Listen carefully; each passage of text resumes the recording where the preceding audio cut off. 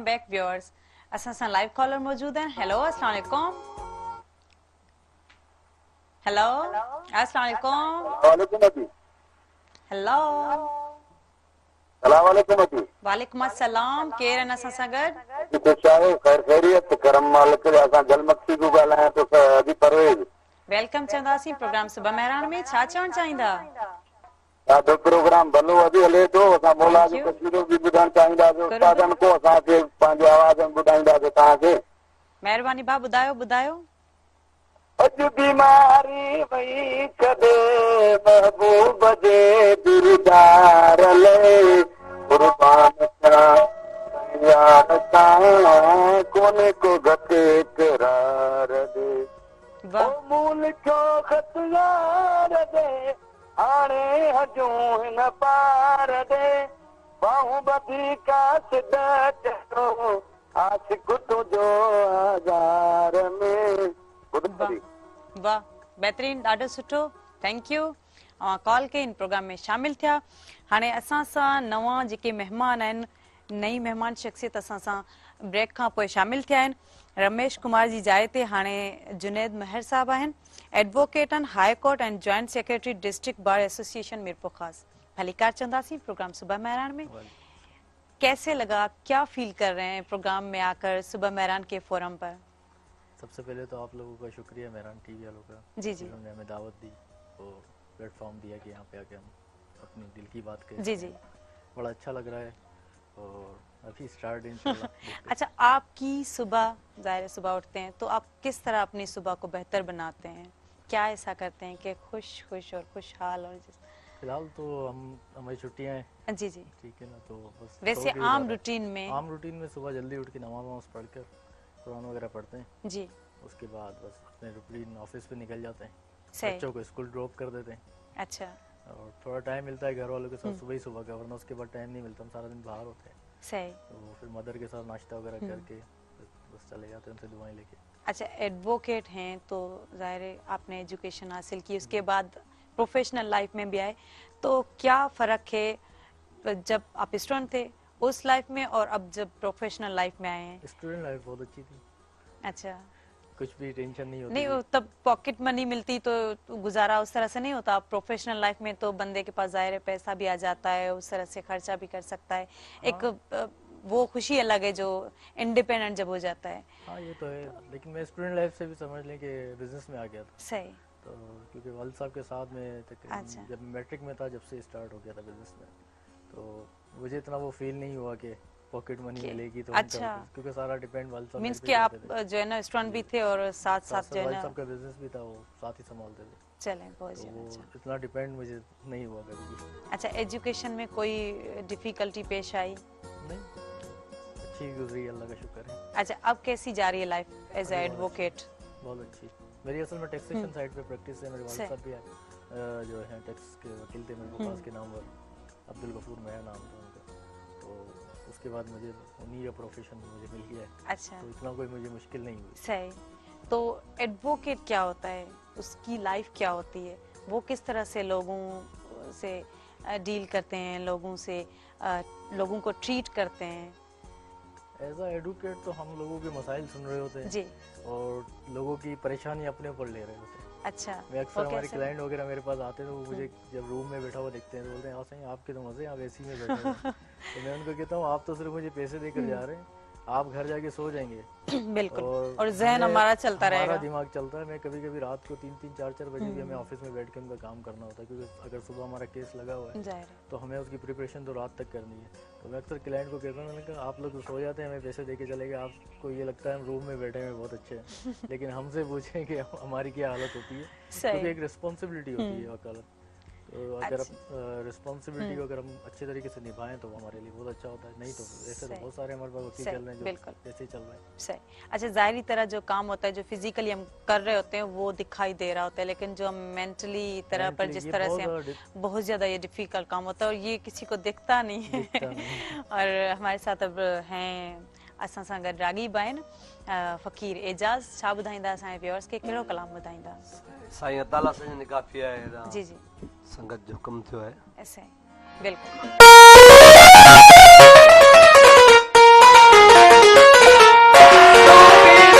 दोई वर्क वजूद जो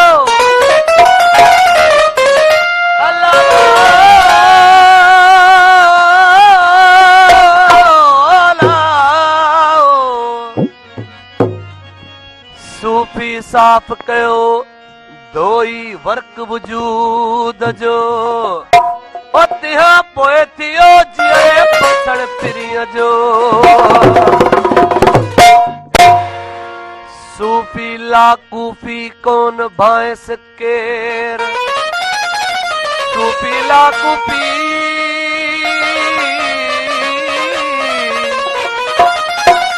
सूफी लाकूफी कोन भांस केर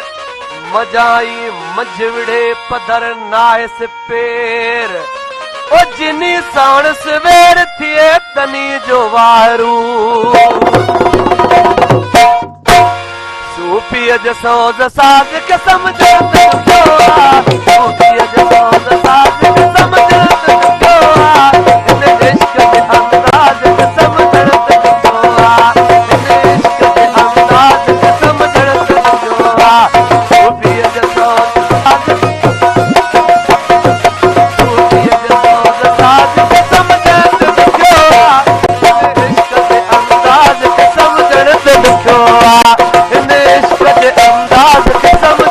ॾुखियो सूफीअ जो सोज़ साज़ के समझण ॾुखियो सूफीअ जो सोज़ साज़ के समझण ॾुखियो इन इश्क जे अंदाज के समझण ॾुखियो इन इश्क जे अंदाज के समझण ॾुखियो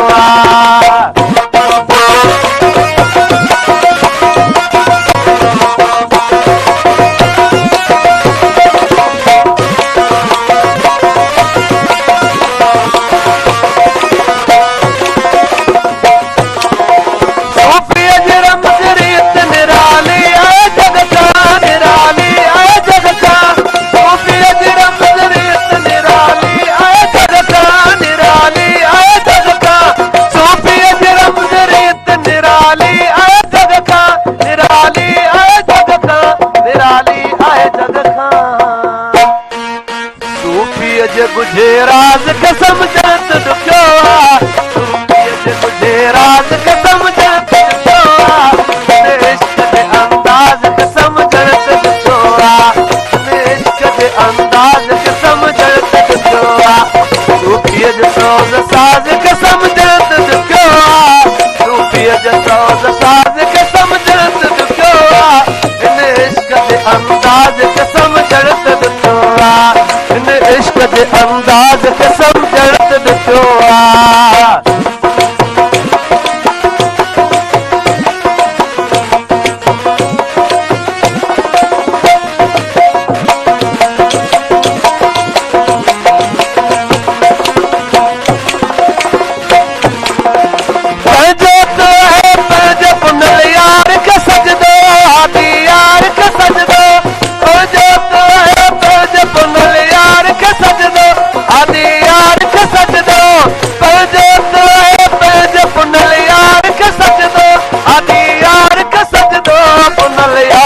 सजदो इन नीह जी नमाज के समझण ॾुखियो इन नीह जी नमाज के समझण ॾुखियो इन इश्क जे अंदाज के समझण ॾुखियो इन इश्क जे अंदाज के समझण ॾुखियो सूफीअ जो सोज़ साज़ के समझण ॾुखियो सूफीअ जो सोज़ साज़ के समझण ॾुखियो इश्क जे अंदाज के समझण ॾुखियो इन इश्क जे अंदाज के समझण ॾुखियो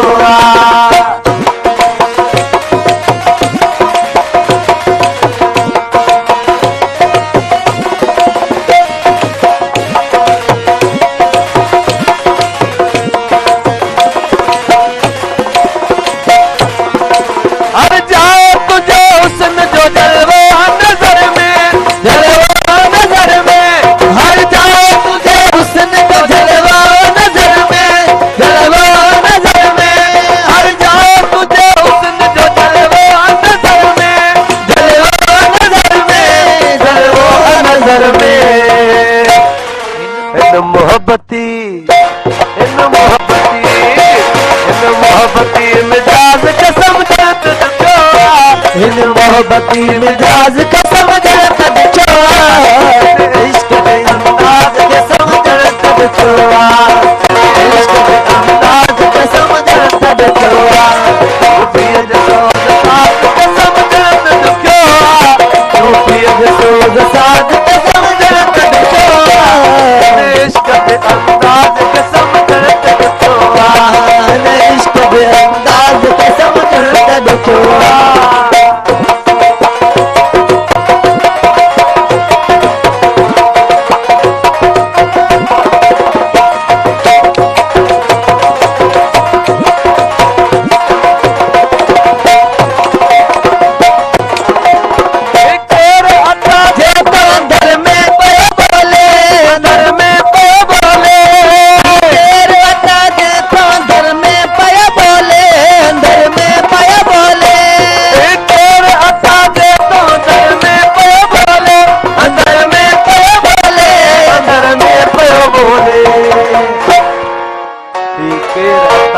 तो अंदर में पयो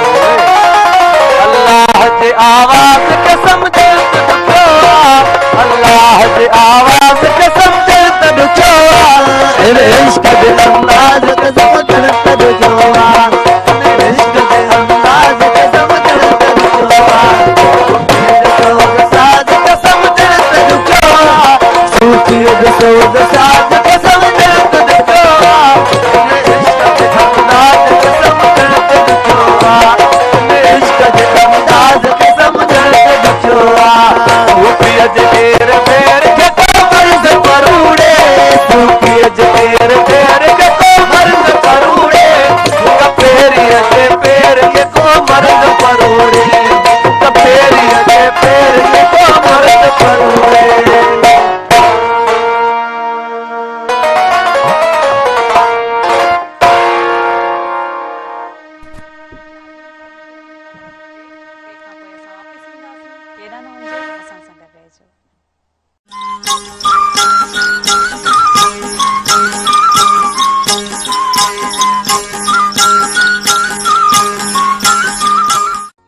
वेलकम बैक व्यूअर्स असा लाइव कॉलर मौजूद हैं हेलो अस्सलाम वालेकुम हेलो अदा अवां जी कॉल नथी अचे ऐं अवां जे कॉल जो आवाज नथो अचे को प्रॉब्लम आहे ऐं जेकन वरी ट्राई कयो इंशाल्लाह अवां वरी इन प्रोग्राम में शामिल थी सघो था असां गेस्ट भी शामिल आहिनि इन प्रोग्राम में जी जुनैद महर साहब मिरपुखास जा एडवोकेट आयो त हाई कोर्ट जा एडवोकेट आयो वरी मिरपुखास जेको आहे नवां जो इलाइक़ो आहे हुन लाइ छा कयो आहे हुन में कहिड़ा मसला ॾिसो था उन्हनि मसलनि खे हल करण जी कहिड़ी जाखोड़ करे रहिया आहियो सबसे पहले तो हमारे पास जो मेन इशू चल रहा है इस वक्त जी वो हमारे पास हाई कोर्ट का ना होना सही क्योंकि मेरे पास डिवीज़न है और हमारे पास तकरीबन काफ़ी जो है दूर के एरियाज़ लगते हैं जैसे नंगर पार्कर से भी आगे तबू सूरत में कोई गांव है जी जी तो वहाँ से जो लोग आते हैं उनका कल हमने डिस्टेंस जो हमने मालूम किया तो 450 किलोमीटर वहाँ से बनता है हाई कोर्ट हैदराबाद तक का तो ये बहुत ज़्यादा डिस्टेंस है इसकी वजह से अगर वहाँ से कोई बंदा हाई कोर्ट में केस दाखिल करने के लिए निकलेगा तो उसको एक दिन पहले आके हैदराबाद में रुके तो वो हैदराबाद में रुकने के लिए फिर उसको जाहिर सी बात हर किसी की तो यहाँ फैमिली नहीं है तो वो होटलों में रुके उसका किराया भरे क्योंकि वहाँ इतने गरीब लोग हैं इतने ज़्यादा तो वहाँ पे आटा रोटी के अंदर ही पूरे हैं आजकल तो अभी हम लोग उसके लिए कोशिश कर रहे हैं आवाज़ भी उठा रहे हैं आज हमने रेजोल्यूशन भी पास की है उसके लिए हाई कोर्ट के लिए मिरपुखास बार की तरफ से और दूसरी जितनी भी बार्स हैं हमारे रिलेटेड मतलब जो भी हमसे रखती हैं डिवीज़न के अंदर खिपरो बार है उमरकोट बार है सांगड़ बार है उनसे भी हमने कहा है कि आप भी हमारे साथ मिलकर रेजोल्यूशन पास करें ताकि हाई कोर्ट मिरपुखास के लिए आए क्योंकि हमारे तकरीबन 17-18 हज़ार के केसेस जो है पेंडिंग पड़े हुए हैं हैदराबाद हाई कोर्ट में मिरपुखास डिवीज़न के तो ये एक बहुत ज़्यादा अपना डिफरेंस है इसके लिए तो लाजमी है लोगों को जब इतने केसेस पेंडिंग हैं तो नए जो लोग हैं उनको इंसाफ कहाँ से मिलेगा सही कह रहे हैं तो ये भी बड़ा हमारे लिए एक इशू है उसके बाद अगर हाई कोर्ट हमारे पास आ जाती है हमारे पास बहुत सारे मसले वैसे भी हल हो जाते हैं अभी हमारी इंतज़ामिया जो है पूरा शहर हमारा खुदा पड़ा है हर तरफ से कभी एक लाइन डलती है तो पाइप लाइन डलती है गैस की थोड़े दिन में पता चलता है कि सही इधर पानी की लाइन डलेगी वो रोड बना के फाइनल करते हैं फिर दोबारा खुदाई भाई यही काम चल रहा है वहाँ पे ना खोदने का तो और बनने का तो ये बड़े मसले हैं और यूनिवर्सिटी भी नहीं है हमारे पास। एजुकेशन के हवाले से एजुकेशन के हवाले से यूनिवर्सिटी नहीं है। बहुत मतलब उसके लिए भी अगर देखें तो अगर 450-500 किलोमीटर अगर लोग वहाँ से हैदराबाद आए यूनिवर्सिटी के लिए। हालांकि मीरपुर खास डिवीजन है, बिल्कुल डिवीजन है मीरपुर खास और बिल्कुल बड़ा बीच सिटी है। है और इसमें मीरपुर काफी खास बिल्कुल सिटीज बीच इसमें है आते ना, हैं। तो हर तरफ से चारों तरफ से रास्ता मीरपुर खास ही बिल्कुल, लगता है। पहले बिल्कुल, मीरपुर सही खास कह आएंगे फिर हैदराबाद आएंगे, तो अगर मीरपुर खास को देखा जाए तो आइडियल सिटी बन सकता है। सही लेकिन बस हमारे पास पता नहीं क्यों है हमारे MN MPS सोए हुए हैं। सही एक हमारे MP साहब हैं, वो थोड़ी कोशिश कर रहे हैं, जुल्फिकार शाह साहब हमारे दोस्त भी अच्छे, जी जी। तो उन्होंने भी कहा है कि भाई मैं हाई कोर्ट के लिए आवाज़ उठाऊंगा। अभी NICVD के लिए उन्होंने अच्छी आवाज़ उठाई है, अच्छा तो कोशिश कर रहे हैं। मिनॉरिटी के हमारे पास जो हमारे मीरपुर खास के हैं MP हरीराम साहब, उनसे भी हमने कहा है, तो उन्होंने भी कहा तो है। अब देखें कोशिश कर रहे हैं वो भी, लेकिन देखते हैं सिंध गवर्नमेंट कब हमारे साथ अच्छा सुलह ताउन करती है। चले, आप क्या कर रहे हैं इसके लिए? जाहिर है एजुकेशन और ये हाई कोर्ट के हवाले हमने से हाई आपकी कोर्ट के क्या लिए कोशिश अभी है? हम लोगों ने जो है ना, मैं एज अ जॉइंट सेक्रेटरी हूँ, तो परसों हमारी मीटिंग हुई थी हमारी बॉडी की, जी जी तो उसमें हमने सोचा है कि अब रेजोल्यूशन पास कराएं। मैंने बताया ना, तो आज हमारी रेजोल्यूशन इंशाल्लाह पास हो जाएगी।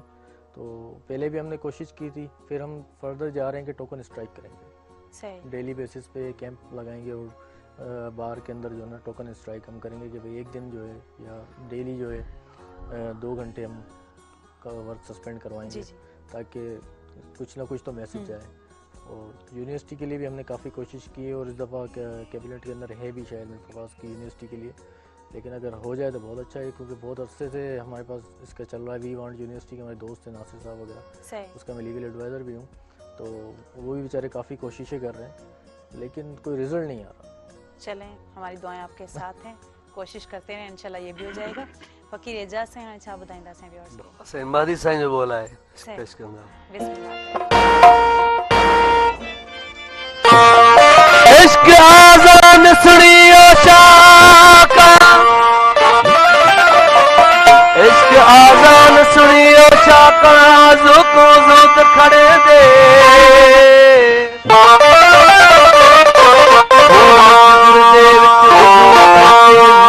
नमाज पढ़े दे,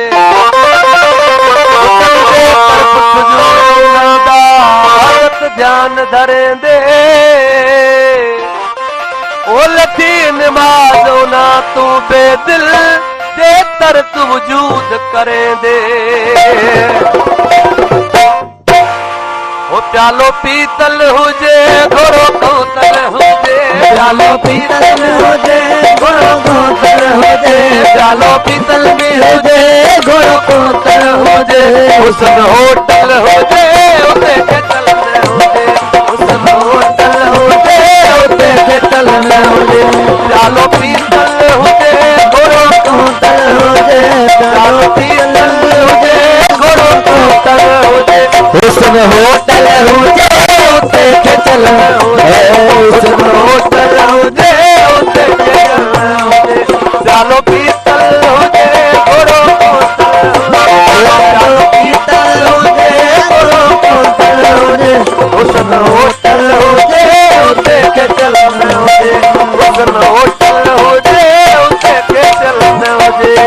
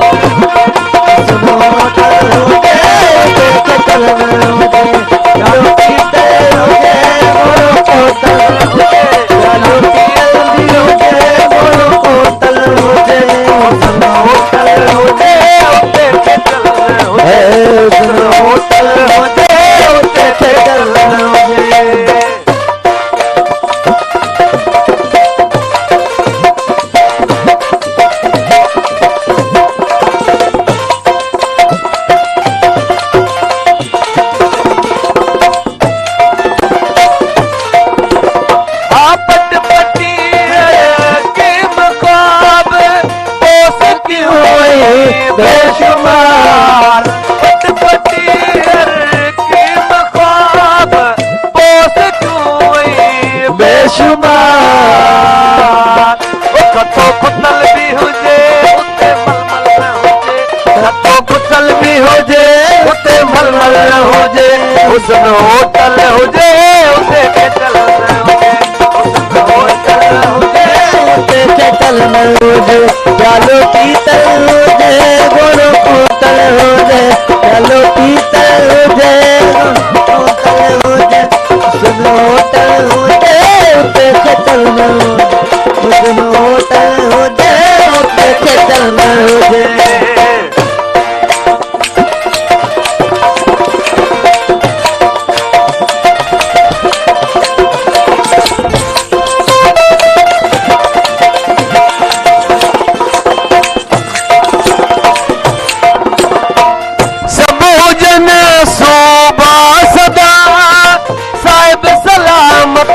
सर बसर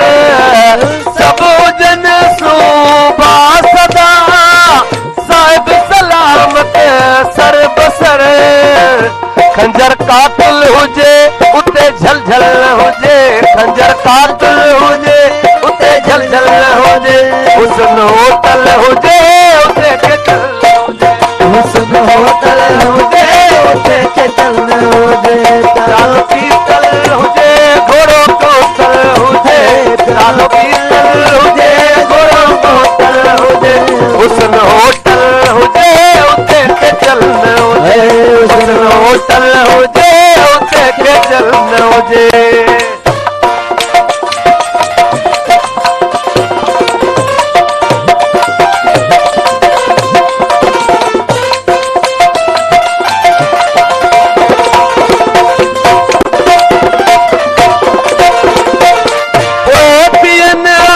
पधरा पता इन इश्क जे इंसाफ जा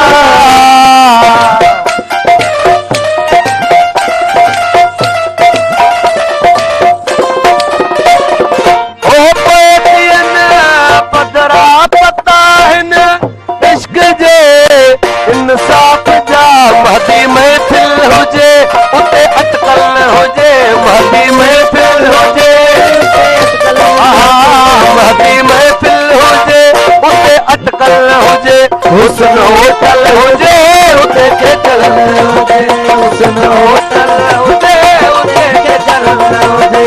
चालो पीतल हुजे घोड़ो कोतल हुजे चालो पीतल हुजे घोड़ो कोतल हुजे हुस्न होटल हुजे उते केतल न हुजे हुस्न होटल हुजे उते केतल न हुजे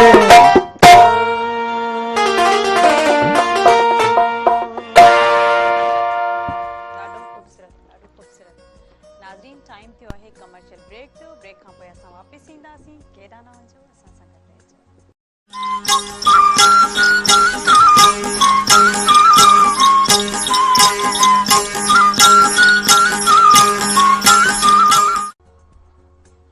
welcome back viewers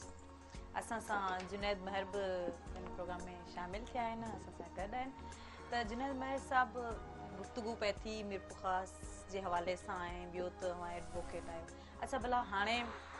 as a advocate तव्हां खां क्वेश्चन्स अहिड़ी तरह सां त जीअं हाणे जेके तव्हां वटि अचनि था कहिड़ा केस अचनि था हुन केस खे तव्हां कीअं डील था कयो ऐं वरी जेके केस अचनि था उहे कहिड़ी तरह जा रूटीन में हूंदा आहिनि मूं वटि त असल में टोटल जेके टैक्सेशन जो कमु आहे जी जी टोटल केस अचनि था इनकम टैक्स सेल टैक्स बाक़ी ॿिया केसिस मूं वटि ईंदा आहिनि त मुंहिंजे जूनियर्स आहिनि उन्हनि खे ॾेई थो छॾियां डील कोन कंदो अच्छा पोइ जेके अचनि था केस जेके जिन खे तव्हां पाण कंदा आहियो मतिलबु उन्हनि खे कीअं कहिड़ी तरह सां ट्रीट कंदा आहियो उहो रूटीन वाइज़ आहे असां वटि को अहिड़ो माना अहिड़ा को मसइलो कोन हूंदो आहे जेका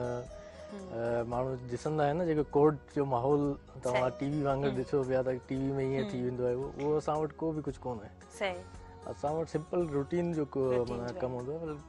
बिल्कुलु आराम खां थींदो आहे बाक़ी फिल्मुनि में जेको थींदो आहे त जज साहब उहो असां वटि सिस्टम कोन आहे अच्छा कहिड़ी तरह जा केसिस आहिनि जेके वधि खां वधीक अचनि था हींअर जेके वधीक केसिस अचनि पिया उहे डाइवोर्स जा केसिस वधीक आहिनि ऐं अलाए असांजो माशरो किथे वञे पियो अच्छा माना इन जो रेशो काफ़ी वधी वियो आहे रीज़न्स कहिड़ा आहिनि रीजन्स मोस्टली आऊं जेको ॾिसां थो तो असांजो मीडिया जो वॾो आहे। अच्छा जी मीडिया आहे प्लस मोबाइल। अच्छा मीडिया किथे सुलझाए कोन थी माण्हू खे आगाही कोन थी ॾे। ना मीडिया जेके अॼुकल्ह ड्रामा जेके अचनि पिया न उहो जाम नेगेटिव वठनि था। ॾिसो हाणे का बि जेको आहे भले खणी सोशल मीडिया हुजे या मीडिया इलेक्ट्रॉनिक हुजे त उहो जेको पैगाम ॾींदी आहे जेको मैसेज ॾींदी आहे उहो ॾाढो सुठो ॾींदी आहे, पर माण्हू जो ज़हन किथे कमु थो करे हुनखे कीअं थो वठे इहो डिपेंड करे थो हुन ते। हाणे फ़क़ीर साईं ॾे असां हलंदासीं, छा ॿुधाईंदासीं व्यूअर्स खे? जी जी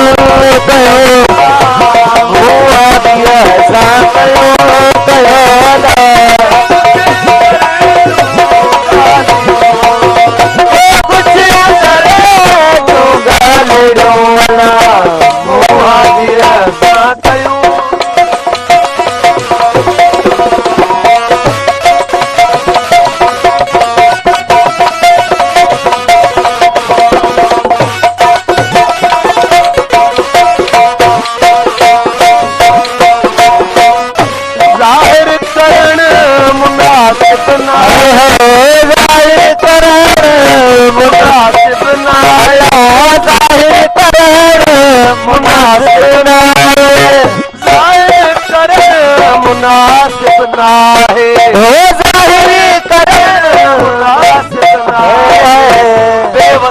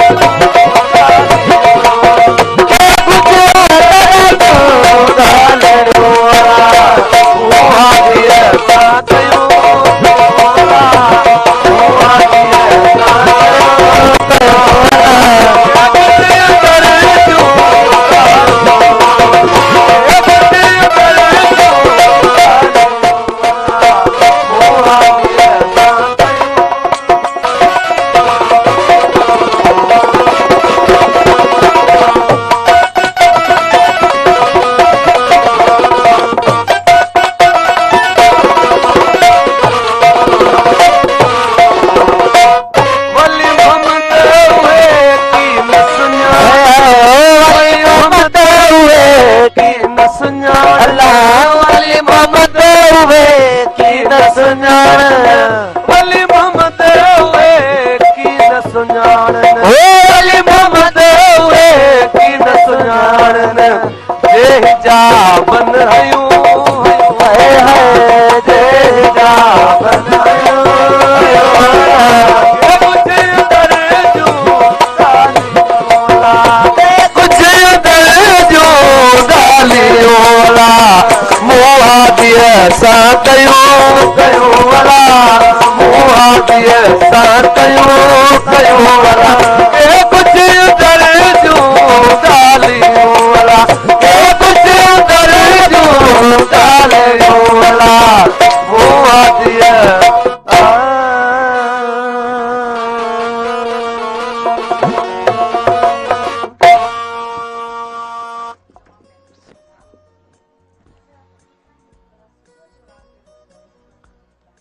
सुबह जो प्रभात भी कंदा आहियूं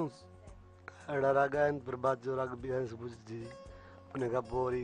टोड़ी राग जो ते मैसेज भरियां पोइ टाइम ई हूंदी आहे पर हीअं त कमु ईअं शुरू पियो हले जी जी रियाज़ महफ़िलूं असांखे कंटिन्यू हूंदियूं आहिनि पोइ उहो ई रियाज़ आहे बाक़ी जो माण्हू घरु आराम करे थो पोइ सुबुह जो उथणो पए सही हिकिड़ी टाइमिंग हूंदी आहे हा रोज़ ॻाइण सां त रियाज़ आहे सही जे ॿ टे रातियूं वेही था वञूं प्रोग्राम न आहिनि पोइ सुबुह जो सैर उथणो पवंदो आहे सही जेॾी महिल बि उथूं पर रियाज़ ज़रूरी आहे अच्छा केतिरा साल तव्हां सिखिया या अञा सिखो पिया बाबा ही असांजी मौसीक़ी समुंड आहे पियो सिख असांखे ख़ैर सां 1988 खां असांजो मौसीक़ी सां आहियूं पर असां अञा सिखूं पर असांखे ख़बर कान्हे का सही तो माने माण्हू ज़ाहिर ज़िंदगी आहे ई सिखण जी सिखंदो ई रहंदो आहे समुंड जो ॿियो पासो आहे कोन सही तीअं असांजी मौसीक़ी बि ईअं पियो सिख सॼी उमिरि पियो सिख वाह अच्छा भला टीचर जेके तव्हांजा उस्ताद जेके अव्हांखे सेखारींदा जेके टीच कंदा उस्ताद जो नाम त सदको कोन्हे उस्तादनि जा असांजे किरोड़ करम आहिनि इहो असांखे सेखारतनि जेको असां ॻायूं पिया असांजी मौला इज़त कई आहे हुनजी दुआउनि सां मुंहिंजो उस्ताद मशहूरु सिंध जो फनकार असांजो ॾाढो जेको उस्ताद जलाल चंड उन खां पोइ मुंहिंजो उस्ताद जेको शहीद गुलशेर तीवणो जंहिंजो नंढो भाउ हाणे ॻाए पियो अदा दिलशेर तीवणो मशहूरु आहे उहो बि हींअर असां ईअं सम्झो उस्ताद गुलशेर जी जॻह ते अदा दिलशेर हींअर आहे ऐं हूअं त उस्ताद मुंहिंजा इलाही आहिनि अखर अखर जो बि उस्ताद हूंदो आहे उस्ताद अलाह ख़ासि जंहिंखां हाणे असांजी सिखिया हले पई उस्ताद पहिरियां शुरूआती मुंहिंजो उस्ताद रब रखियो जरवार वीचारो हाणे उहो गुज़ारे वियो इंतकाल थी वियो हुननि जो उस्ताद गंवर फ़क़ीर आहे बचल फ़क़ीर आहे मुंहिंजो सौट आहे रजब अली हाणे जेका असांजी सिखिया हले पई बाबा उस्ताद अलाह ख़ासि जंहिं उस्ताद गुलशेर जा जेके बि शागिर्द असां आहियूं उन्हनि खे सिखिया उस्ताद अलाह ख़ासि ऐं अदा दिलशेर तीवणे खे बि जेको सिखिया ॾिनी आहे सो उस्ताद बाबा अलाह ख़ासि हाणे ॾाढो जलाल असांजो अबो उस्ताद जलाल सभिनि जो अबो हुयो पर जेका सिखिया आहे मुकमल हींअर अदा दिलशेर सां बि उस्ताद अलाह ख़ासि आहे ऐं असां फुकरान सां जेका सिखिया आहे उस्ताद बाबा अलाह ख़ासि सही ॾाढो ज़बरदस्त पर हाणे जेको सिखंदा आहियो उन में कहिड़ियूं मुश्किलातूं पेश ईंदियूं आहिनि कीअं मतिलबु पंहिंजा बाबा साईं आवाज़ खे सेटअप करणु उस्ताद जो कमु आहे ॾसणु शागिर्द जो कमु आहे बुरझणु उन ॻाल्हि खे ॾिसंदो उस्ताद जेका हींअर त सहूलियत थी वई आहे अॻु में त असां किथे हाणे त मोबाइल उस्ताद ॻाए थो रिकॉर्डिंग करे था पोइ घर जी ॿुधूं था अॻु में त वेही माना उते सिखणो पवंदो भाई करिणो आहे उहो त ॾुखियो हुयो न हींअर त आम तव्हां ॾिसंदो जेको घरां थो काढ सो फनकार आहे बसि हींअर तव्हां ॾिसंदो काफ़ी इलाही आहिनि पर बाबा ॾुखियो कमु आहे राग जेको बाक़ाइदे कंहिं बि कम लाइ अगरि अवां उन में महारत हासिल करण चाहियो था त बाक़ाइदे मेहनत जी ज़रूरत मेहनत बिल्कुलु असां कुझु बि कोन्हे उस्ताद वेठा आहिनि सभई असांजा मुहसिननि असां कुझु बि न असांजी ज़ारी आहे राग जे हिसाब में असांखे कुझु बि ख़बर कान्हे इहो ई बसि जेको बचनि जी रोज़ी कयूं था राग ॾुखियो कमु आहे बाबा उस्ताद असांजा वधीक जेका वेठा आहिनि असां सभिनि जे नाम तो सदके उस्ताद तो उस्ताद आहे उस्ताद खां बग़ैर को बि जेकॾहिं फील्ड आहे या को बि डिपार्टमेंट को बि सब्जेक्ट हुजे उहो कुझु बि न आहे या कंहिं बि डिपार्टमेंट में असां वञूं था किथे बि जेको बि कमु करे थो हुनखे ज़रूरु कंहिं उस्ताद ठाहियो आहे तॾहिं उहो हिते पहुतो आहे असांजे व्यूअर्स खे मैसेज कहिड़ो ॾियणु चाहींदा छो जो प्रोग्राम जो असां चऊं था त पाण में मोहबत कयो नफ़रतूं ख़तमु कयो हींअर उहो दौर कोन्हे को अॻियां हूंदा हुया झेड़ा फॾा फसाद हींअर टेक्नोलॉजी जो दौर लॻो पियो माना सभु को नंढड़ो ॿार तव्हां ॾिसो न हाणे मोबाइल में ॾिस रिधो पियो आहे अलाए छा छा कहिड़ियूं गेमूं अलाए छा अॼु जो हाणे हले कहिड़ी गेम आई आहे त ॾाढी ख़राबु आहे असांजो त इहा बंदि कई वञे अच्छा कीअं लॻो अची करे प्रोग्राम असांखे इलाही ख़ुशी थी असांजे मेहरान टीवी जे पूरे सथ असांजो जेको वॾा मुर्चा मजबूर आहे भाउ खाल जागणी ऐं तव्हां जेके बि असांजा आया ॿिया सभिनी ॾाढो अची ॾाढो मज़ो आयो सुबुह जो माना पार ॾाढो सुकून सां गुज़रियो ऐं अदा मुर्चा मजबूर जी जेका आई असां ख़सालत आहे मेहरान टीवी ते लतीफ़ साईं खे असां ॿुधंदा आहियूं माना उजागो हूंदो आहे त सुबुह जो मां प्रोग्राम ज़रूरु ॾिसंदो आहियां हाय शाइरनि जा सरताज आहिनि हाणे बिटाई जी कहिड़ी ॻाल्हि छो जो लतीफ़ साईं असांखे माना ॼाण मिले थी जेका मेहरान टीवी तां बिल्कुलु ॾाढी सुठी ॻाल्हि कयो हाणे जुनैद साहिबु अव्हांखे कीअं लॻो सुबुह मेहरान में अची करे जाम सुठो लॻो कहिड़ो मैसेज ॾियणु चाहींदासीं व्यूअर्स खे व्यूअर्स खे असां चवंदासीं त बाबा अॼुकल्ह जेको दौरु हले पियो उनमें पंहिंजे पेरेंट्स जी इज़त अॼुकल्ह जा ॿार आहिनि पंहिंजे पेरेंट्स जी इज़त कोन था कनि सही ज़माने सां गॾु हलबो सही बिल्कुलु ठीकु आहे जेको बि नओं रंग अचे थो उनखे माण्हू पंहिंजे पाण खे उन रंग में रंगे पर पंहिंजे पेरेंट्स जी रेस्पेक्ट करणु खपे ऐं ॾाढी सुठी ॻाल्हि कयो थैंक यू सो मच जेके बि असांजा गेस्ट आहिनि ऐं एडवोकेट आहिनि रागी आहिनि म्यूज़िशियंस आहिनि सभिनी खे थैंक यू तव्हां सां हिन प्रोग्राम में आया ॾाढी ख़ुशी थी नाज़रीन हाणे टाइम थियो आहे जेको आहे न असांजे हिन पुॼाणी ते पहुतो आहे ज़ोया बलोच ऐं पूरी टीम खे ॾींदा इजाज़त वरी नई सुबुह सां नए रंगनि सां नए महिमाननि सां ऐं असां हाज़िर थींदासीं तेसिताईं अलाह